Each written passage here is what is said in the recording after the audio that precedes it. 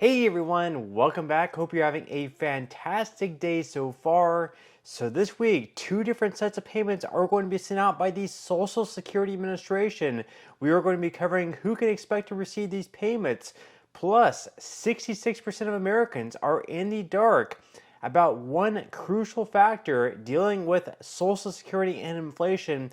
We will be covering that as well. But before we go ahead and dive into it for today, if you would like to receive up to $200 in free stock or $200 in free cash, in a pinned comment below, I will be leaving a link to Robinhood. All you have to do is once you click on that link is just sign up for a free account and then simply link your bank account. You do not even have to make an opening deposit. At that point in time, Robinhood will be sending you one free stock worth all the way up to $200. And if you'd rather just have the cash, all you have to do is once you receive the free stock is just sell for what it's worth and then transfer the cash value right back to your bank account. Okay, so diving right into it for today, and of course, we do have the next cost of living adjustment announcement coming up in just a couple of months on October 10th. And this is something that usually happens every single year, and it's something that Americans on Social Security have kind of come to expect.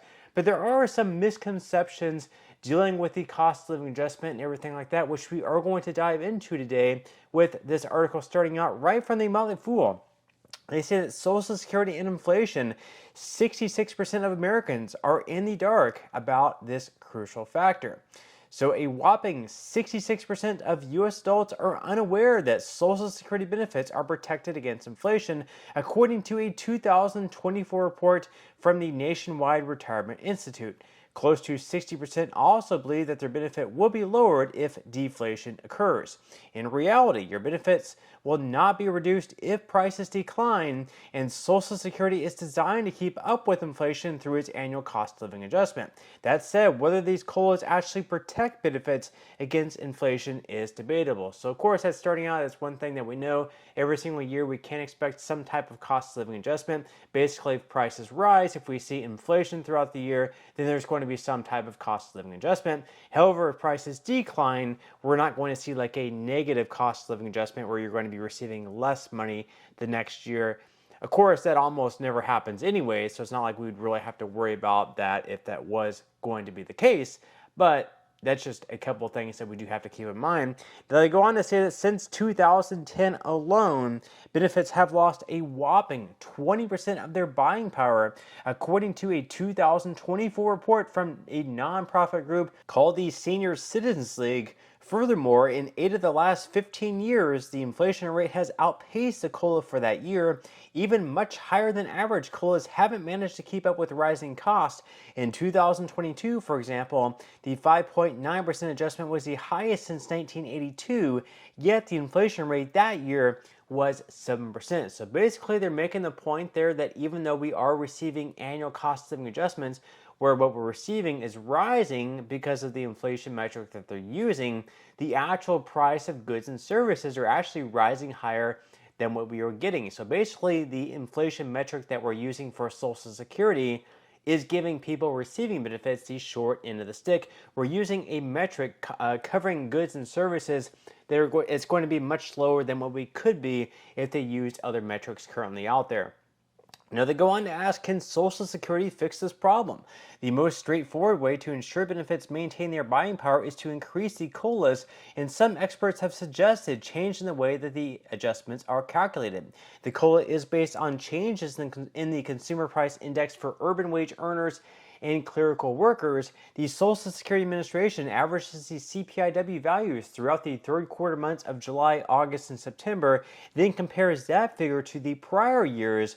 If the current year's average is higher, the difference will be the COLA for the next year. Some experts have pointed out, though, that the CPIW isn't the most effective index for tracking seniors' living costs, as it's focused on how prices affect workers. Retirees often spend far more on expenses like healthcare and housing compared to workers, and these costs in particular have been skyrocketing in recent years. Reevaluating the COLA calculations to better reflect retirees' needs would likely result in larger adjustments each year.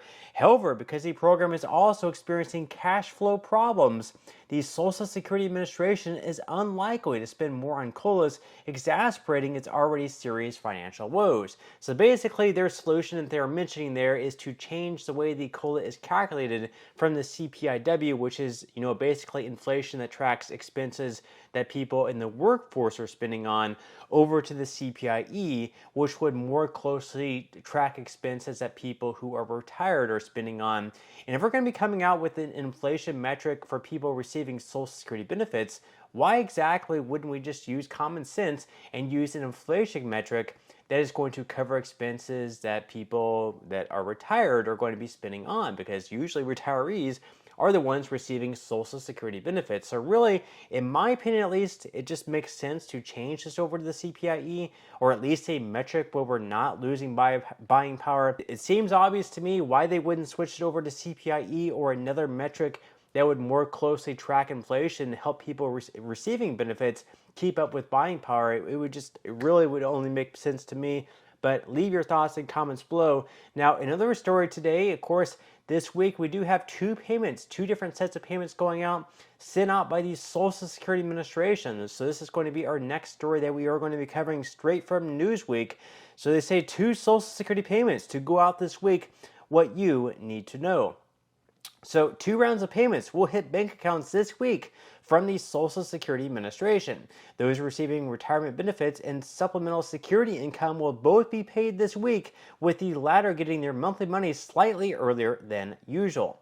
The final round of retirement checks for those with birthdays falling between the 21st and 31st of any given month and who have not been claiming since before May of 1997 will be the first to be sent out on Wednesday, August 28th. This will be followed by SSI payments, which will be made on August 30th. So once again, in a couple of days on Wednesday, people who are receiving Social Security benefits, whether you're a retiree or whether you receive SSDI benefits, if you were born between the 21st and 31st of any given month, you'll be receiving your payment on a Wednesday. And those who receive SSI benefits, instead of receiving your normal payment on September 1st, September 1st falls on a Sunday, so instead you're going to be receiving your payment on Friday, August 30th. That's why there's going to be 2 payments going out this week, one set of payment to retirees and SSDI beneficiaries, and the other set of payment going out to SSI beneficiaries. Now they go on to say that the amount received by Social Security recipients varies because it is based on several factors, such as the age at which benefits were claimed and the individual's highest earning years of work. Across all retired workers, the average benefit paid out in June of 2024 was $1,869.77 according to data from the SSA. The cost of living adjustment for 2025 is expected to be between 2.6% and 2.9%, with the latest prediction of the Senior Citizens League, a nonpartisan body, estimating 2.63%, while the financial advice website Motley Fool has predicted a slightly higher rise of 2.8 to 2.9%. So obviously we have different predictions out there, and last week I came out with my own personal prediction in one of the videos that I released. My prediction is much like the Senior Citizens League at 2.6%. And as far as what we can expect over the next couple months, of course, next month in September, as you can see up on the screen, that is going to be the release date on September 11th for the month of August. So on September 11th, we will know the inflation data for August. And then on October 10th, we will know the inflation data for September. And basically, once again, we're just going to need to know the inflation data for July, August, and September, and we're going to compare the data for those 3 months this year to those same 3 months of last year, and whatever that has increased by is what the cost of living adjustment is going to be. And once again, we use a metric called the CPIW. They have these different range of numbers, and as you can see right up there on the screen, Consumer Price Index for urban wage earners and clerical workers, CPIW. You can see all the years from 2014 all the way through this year of 2024. And we're only going to be focusing, once again, on the July, August, and September numbers from 2023 and the July, August, and September numbers from this year, 2024. So you can see back in 2023, the July number was 893.309, and the July number from 2024 is 918.931. So we already have those two numbers in. Now we're just waiting for the August numbers for 2024 and the September numbers of 2024. And once we tally up the 2023 July, August, and September number, we're going to divide the 2024 numbers by the 2023 numbers, and whatever it increases by. If it's 2.5%, the COLA is going to be 2.5%. If it's 2.8%, the COLA is going to be 2.8%. And if the COLA, like my prediction in the Senior Citizens League prediction, is 2.6%, that's what the cost of living adjustment is going to be. And then, of course, there's going to be some other numbers that we will have to keep in mind, such as the Medicare Part B premium, and whatever that increases by, of course, that's going to be deducted from the check, which is going to sort of offset whatever the cost of living adjustment ends up being like. But that's all we have for today's video. I certainly hope you enjoyed and found value out of it, and I will see you in the next one.